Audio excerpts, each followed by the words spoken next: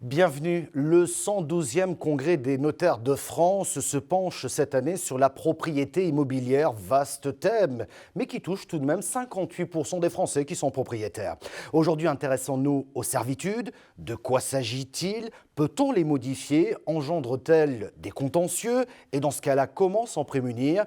Eh bien justement, sur ce point précis, un notaire peut vous aider.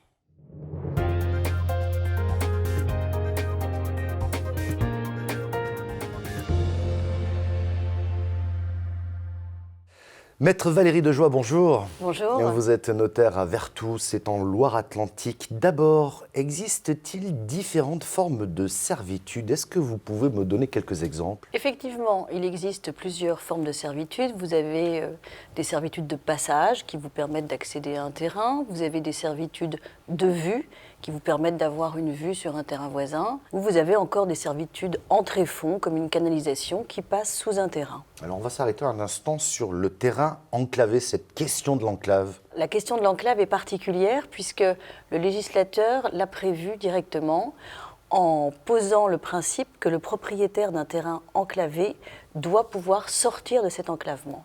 Et il sort de cet enclavement en ayant le droit de passer sur un terrain voisin pour effectivement ne plus être enclavé.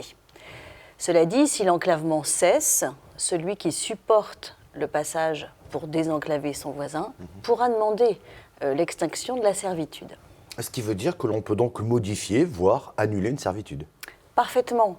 Lorsqu'une servitude ne sert plus parce qu'elle est trop ancienne, ou lorsqu'une servitude devient inadaptée à l'usage des parties, on peut faire un acte qui va modifier la convention de base.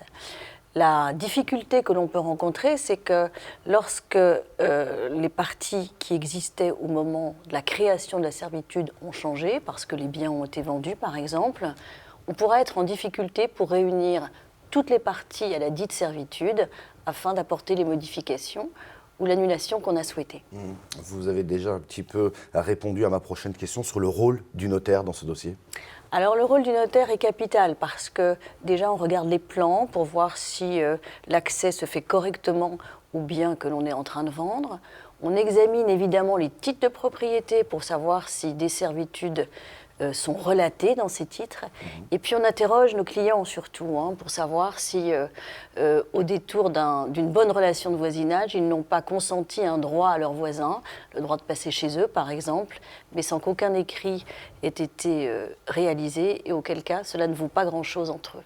Merci pour toutes ces précisions, Maître Valérie Dejoie. Et pour plus d'informations, rendez-vous sur notre site notaire.fr.